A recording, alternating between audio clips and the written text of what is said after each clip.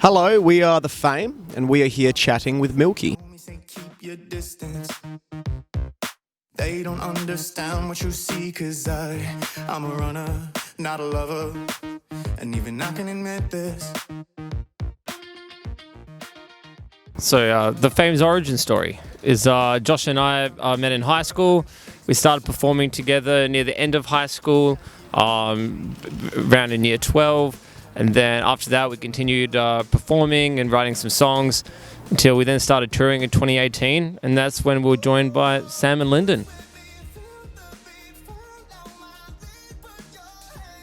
I think the main thing that's changed is the beginning of taking ownership of sounds and concepts and really just taking more responsibility of us really just creating more of it, really. Less producers, less songwriters, and really just trying to find what we want out of it. And that's very much a process still in its infancy, but it's beginning with this album, and I think it's going to continue to flourish through albums moving forward. So that's kind of, I guess, a rough overview of that.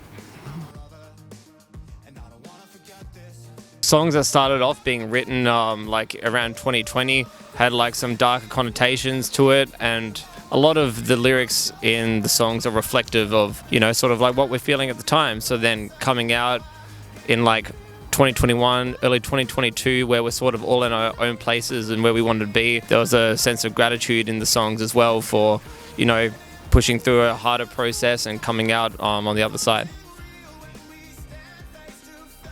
For this album, like every song was different. Some were written all together, some were done remotely, and then, you know, in different countries too. So really, there's no two songs that have been recorded the same on the album. We took more ownership of writing demos ourselves, I guess getting those to a more fully finished stage and then developing songs from there, I'd say. But really, it's kind of the same process. Just keep writing ideas and writing songs and then see what sticks and then build out around that.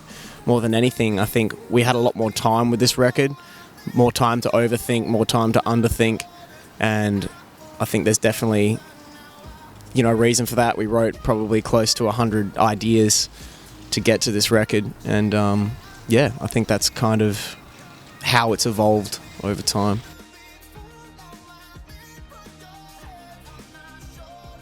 I'd pick Flowers. Probably Flowers too, but to shake it up, I go Madly Badly Fixed. Probably Ease My Mind or Flowers. They're the two that I like the most. To keep it consistent, Ease My Mind and Flowers for me as well. And that's what I would choose anyway.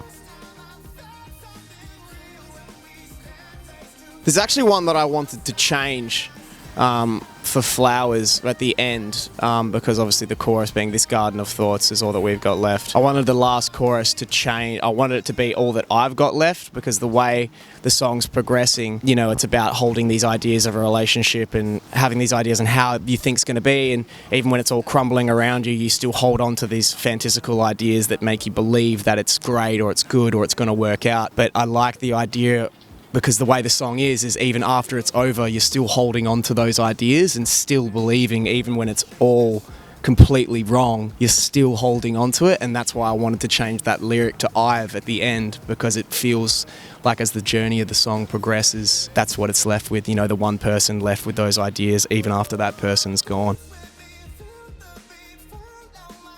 It's good, man. It's been a minute or two since we've been here in Oz, you know, and we've really been enjoying these shows. And it's just good to be back home and good to be playing music here, and cool to develop this relationship further with Australia, with our music, and keen to see what kind of opportunities come out of it. But at the end of the day, we're happy to just be playing music after 2.5 years of not, you know, so anywhere that happens to be, we'll always be grateful and thankful for that. They can expect probably a lot of energy, a different range of sort of sounds. Good drumming. No, it's a little bit different to what we've done in the past in terms of it's a little bit more rock leaning now than what we used to be. And yeah, I mean, the only real way is to come down and check it out. So that's all I'm going to say.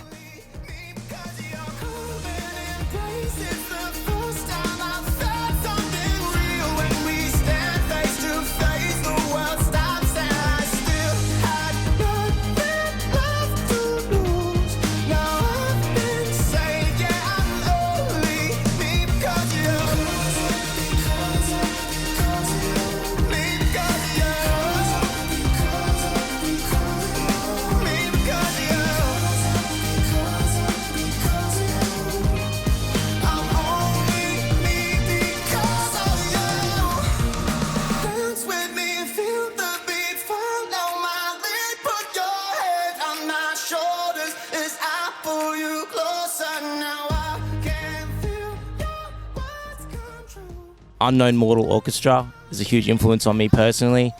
And then probably bands that my dad used to listen to and I used to listen to growing up. So that would be Audio Slave and the Chili Peppers. Jeez, I don't know. I feel like going left field would be pretty fun. I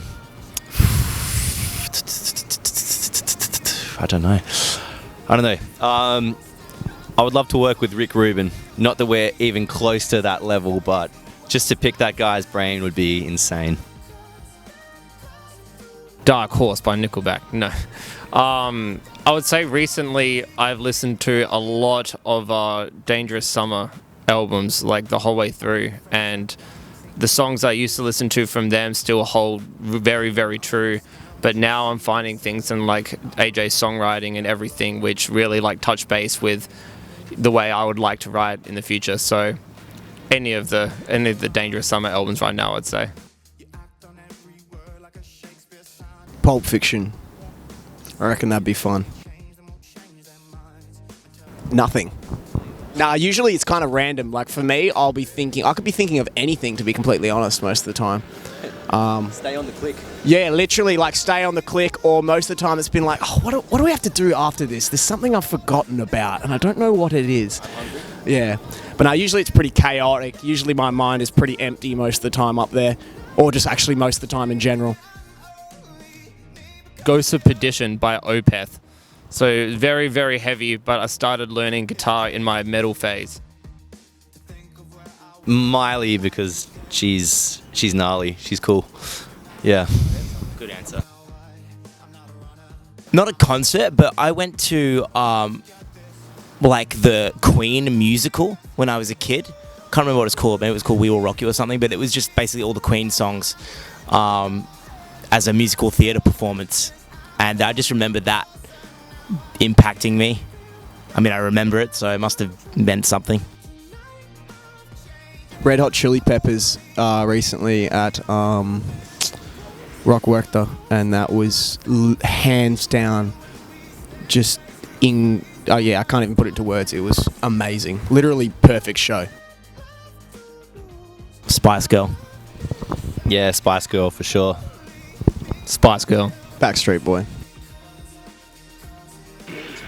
Yeah, let's go Naughty Spice, sure. I don't think there is. Make it up. This could be anything. Yeah. Oh, okay. Sassy Spice. Sassy Spice.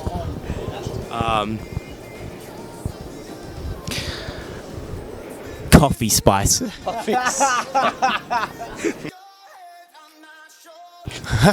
Sixth Street.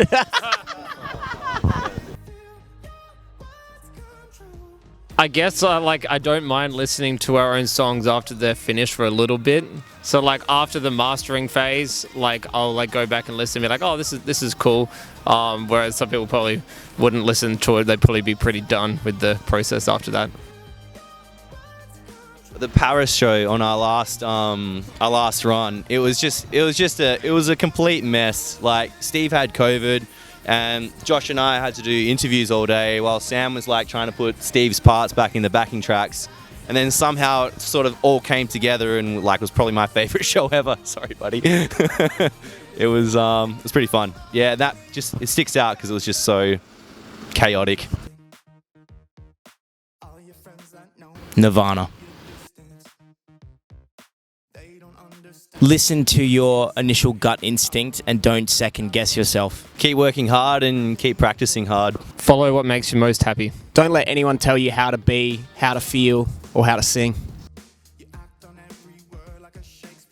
The moment I saw the joy I could bring others from like just not really coming from an insecure place, young, not really wanting to sing in front of anyone, and then seeing people gain positivity out of it, that's the first thing, especially with my parents, them seeing how much they got out of it made me realize, oh shit, I could actually do something really good with this. Maybe I shouldn't be so reserved about singing. Maybe I should do it in front of people. That's probably when I started realizing that I loved it. I think it was sometime in an early age when I just started progressively getting more and more into music. I don't think there was one point, but mid-high school at some point, I just found myself liking music more and more until it was all I wanted to do. Yeah, not long after learning the drums is when I sort of got drawn to it. It's just consumed my life ever since, in a good and bad way. I never really thought about being a musician before it happened. I just did it for fun, and I guess it just happened whilst I was growing up, and I was around music because my dad was